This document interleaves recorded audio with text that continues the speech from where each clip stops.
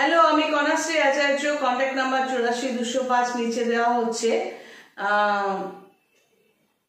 তো বহুবার বলেছি, আবারও বলছি যে 10-15 মিনিটের ফ্রি কনসালটেন্সি আমি দিয়ে থাকি।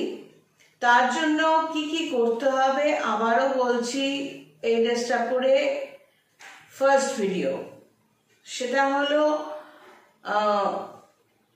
পুরোনো নাম্বার 9007 অবশ্যই আমার আছে, কিন্তু কথা হচ্ছে আমি যখন বলছি 84-205 নাম্বারটাতে পাঠাতে হবে, তার মানে ওখানেই পাঠাতে হবে।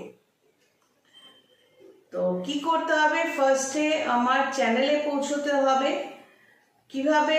এই ভিডিও নিচে কে লোগোটা আছে, সেখানে ক্লিক করে আমার চ্যানেলে পৌঁছলে এবার সিস্টেমেটিক্যালি সমস্ত ভিডিও দেখতে গেলে কি করতে হবে? ওই একবার কে লোগোটা ওখানে এবং ভিডিও অপশনটা ক্লিক করলে সমস্ত ভিডিও সিস্টেমেটিক্যালি পরপর চলে আসবে। লাস্ট আপডেটেড ভিডিওটা উপরে থাকবে। যত স্ক্রল করে পেছনে যাবে তত আমার পুরনো ভিডিও দেখতে পাবে, 2016 সালেরও পাবে। এবার পুরনো ভিডিওর সাথে নতুন ভিডিওর আমাকে এই এতটা পার্থক্য দেখে অনেকে অবাক হয়ে যায়।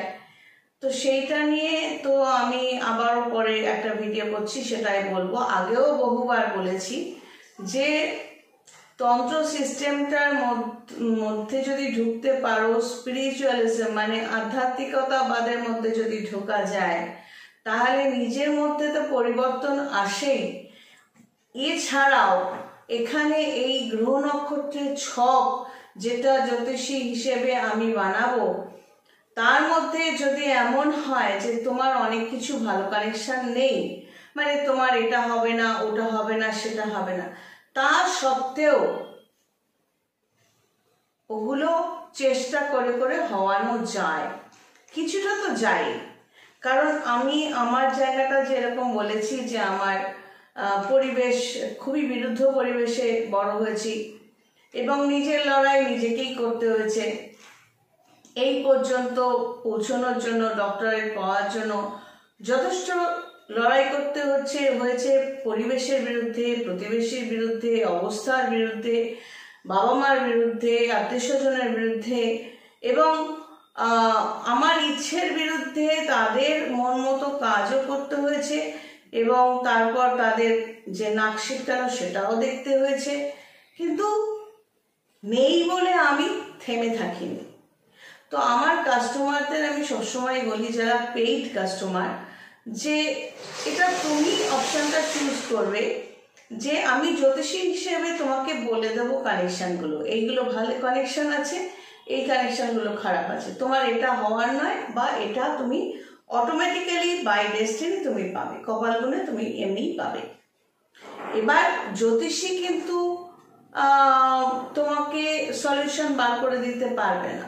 জ্যোতিষ তো একটা সাবজেক্ট, তো জ্যোতিষী হিসেবে সে শুধুই বলতে পারে কানেকশনসগুলো। এবার তুমি যদি রেমেডি চাও, যদি মনে করো যে পাথর কবজ করে তোমার কাজ হবে, করতেই পারো, কিন্তু কখনো গালাগালি দেবে না 2 বছর বাদে, দূর কিছুই তো হলো না। কারণ তুমি নিজে বদলাবে না, নিজে কোনো নিয়মের মধ্যে নিজেকে বাঁধবে না, আর শুধু পাথর কবজ তোমায় ভালো করে দেবে তা তো হয় না। একটা মানুষের জ্বর হলো, খুব জ্বর, সে এটা ওটা খায়, পেটেও সমস্যা, তো পেট থেকে জ্বরটা আসে। এবার ডাক্তারের কাছে না গিয়ে সে প্রথমে কিছুদিন প্যারাসিটামল খেলো, কমলো না। ডাক্তার দেখে বললো, দেখুন আপনার পেটে আলসার মতো হয়েছে, বাইরে হাবিজাবি খান, তো আপনি এই ওষুধগুলোও খাবেন, সঙ্গে জ্বরের ওষুধও থাকলো, এবং হালকা খাবেন, বা পারলে সেদ্ধ ভাত, পেঁপে সেদ্ধ ভাত হালকা খাবেন। তো তুমি সেগুলো শুনলে না, ওষুধগুলো খেলে কি খেলে না নিয়ম করে, এবং তুমি আশা করছো যে তুমি বাইরের খাবার অ্যাজ ইউজুয়াল চালিয়ে যাচ্ছ। এবার তুমি আশা করবে যে তো হচ্ছেই তো না, কেন হলো না, আমি তো সব খেলাম। না, সিস্টেম কোনটাকে বলে? ওই বাকি নিয়মগুলো। ওষুধের সাথে সাথে ডাক্তারের অন্য নির্দেশগুলো মানতে হয়। ঠিক সেরকমভাবে শুধু পাথর কবচ মাদুলি পরে কোনোদিন কিছু হয়নি, হবেও না। তান্ত্রিক হিসেবে আমি এটুকু বলতে পারি যে আমি নিজেকে প্লেস করছি বারবার যে আমার মধ্যেও যে পরিবর্তনগুলো, স্কিন কালার, এভরিথিং, আমার নিজস্ব গোলে পৌঁছানো, তখনকার অবস্থা এখনকার অবস্থাতে অনেক পার্থক্য আছে, মানসিকতার পার্থক্য আছে, অনেক সিস্টেমেটিক্যালি আমাকে চলতে হয়, অনেক কন্ট্রোল ওয়েতে চলতে হয়, সেই জন্য জায়গাগুলো পাওয়া যায়। তাহলে চলে আসি ফ্রি কনসালটেশন কিভাবে পাবে। ফ্রি কনসালটেশন পেতে গেলে যেটা করতে হবে, প্রথমে তোমার লেখা আছে ডেটাবেস পাঠাতে হয়। তো ডেটাবেসটা কি? ডেটাবেস মানে হলো তোমার ফার্স্টে নাম, পদবী, গোত্র, কোথায় থাকো, কি করো এবং বয়স কত সেটা লিখে দেবে। তোমার date of birth, place of birth, time of birth, বাংলায়ও বলি ইংলিশেও বলি, তারপরও মানুষ যখন ভুল করে আমার কেন জানি বিরক্ত লাগে, ব্লক করে দেয়। কি করব, তোমাদের সাথে তো গিয়ে ঝগড়া করতে পারবো না। তো যাই হোক, date of birth, place of birth, time of birth তুমি পাঠাবে। এবার তোমাকে দু হাতের রেখার ছবি পাঠাতে হবে।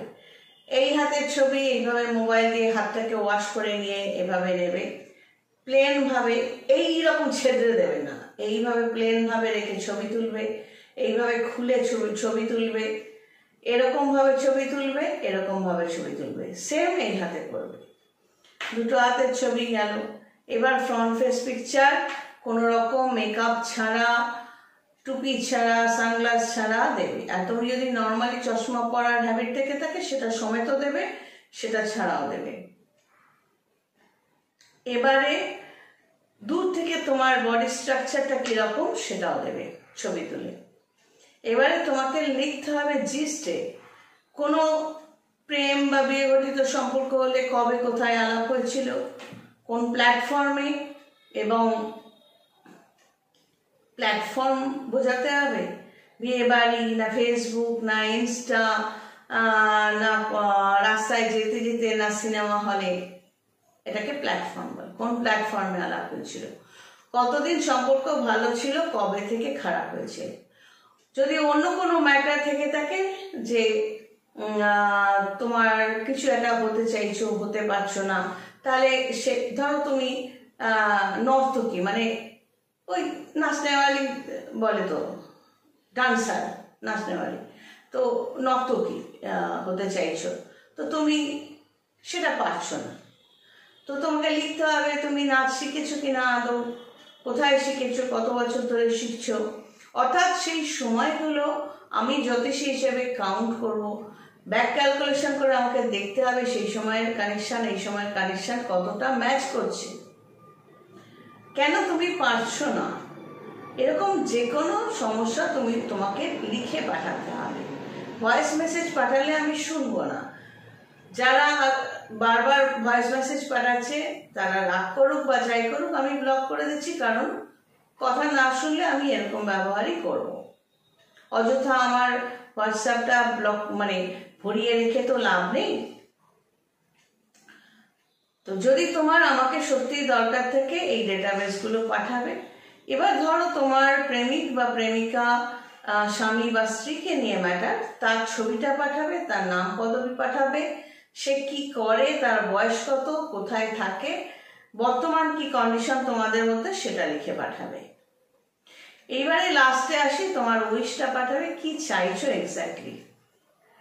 তো ওয়েট করবে, একটু ওয়েট করতে হবে, কারণ এরকম তো অনেকেই পাঠিয়ে রাখে ফ্রি কনসালটেশনের জন্য। তারপর যখন ডেইলি হয়তো দুটো তিনটে ছাড়ার চেষ্টা করি, কারণ অনেক জমে থাকে।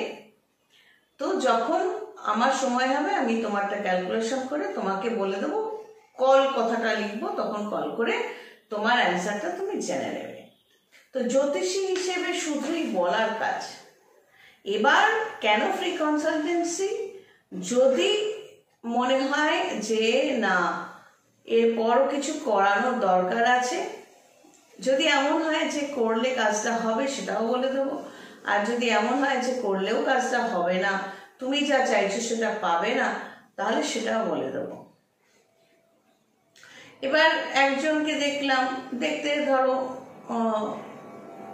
এইভাবে বলছি, সাতচুন্নি, মেকআপ টেকআপ করে ছবি পাঠালো, আমি বললাম তোমার কমপ্লেক্সন কি, সে যেটা পাঠালো সে মানে উদাহরণটা এভাবে দিচ্ছি, সে লিখছে ধরো ওই যে ওই ক্যাটরিনা কাইফের মতো বা স্পেশাল কোনো একজন পার্সনের মতো হওয়া যাবে কিনা। তো কি অদ্ভুত প্রশ্ন, সিরিয়াসলি জিজ্ঞেস করছে। তো আমি কি করবো, ব্লক করে দেবো। তোমাকে যদি কারো মতো তৈরি হতে হয়, তো কারোকে যদি তোমার আইডল বানাতে চাও, সেখানে তার বাইরেটা দেখলে হবে না। এখানে ব্যাপারটা আছে সাকসেস আর সাকসেসের মানে সফলতার সাথে নিয়মানুবর্তিতা, এই ম্যাটারটা নিয়ে পরের ভিডিওটা করি। আপাতত এই ভিডিওটা হলো কিভাবে কি ডেটাবেসটা পাঠাবে। এভাবে পাঠালে তবেই আমার সাথে তুমি অডিও কলে কথা বলতে পারবে। এবার অনেকেই বলছো যে ফ্রি কনসালটেন্সি আমাদের দরকার নেই। না, তোমার কি দরকার আছে না আছে আমি শুনতে চাইছি না। আমার সাথে যেহেতু এসে কথা বলার ব্যাপারটা নেই, মানে আমি অপরিচিত কারোকে অ্যালাউ করি না। এটা হলো তুমি নিজের পরিচয়টা দিয়ে আমার সাথে পরিচিত হবে এভাবে, এবং কথাবার্তা হবে এভাবে অডিও কলে। তারপর যদি মনে হয় তুমি ভিডিও কলে আসবে, তখন পেইড কনসালটেন্সি। আগেই জিজ্ঞেস করবে না কেউ যে ভিডিও কলের চার্জ কত, বলবো না।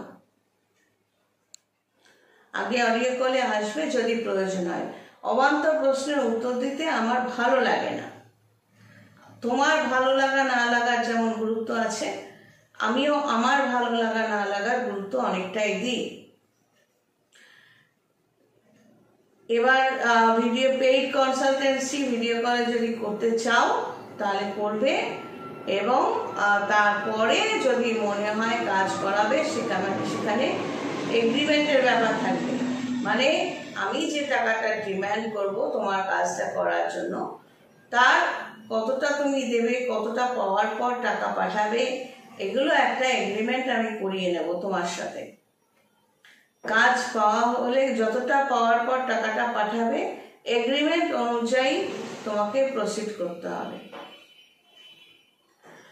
তো যাই হোক, ফ্রিলি অনেককেই টুকটাক কাজ করে দিয়েছিলাম। তাতে হয় কি, ফ্রি কাজ করে দিলে দেখলাম তাদের গুরুত্বটা আমার গুরুত্বটা তাদের কাছে থাকে না। তখন তাদের মনে হয় মনে কাজ করে যে উনি তো এমনিই করে দেবে, ও ঠিক আছে, নিয়ম মানা দরকার কি আছে। ওভাবে কেউ কোনোদিন জীবনে নিজের ইচ্ছেটা পূরণ করতে পারেনি, কোনোদিন পারবে না।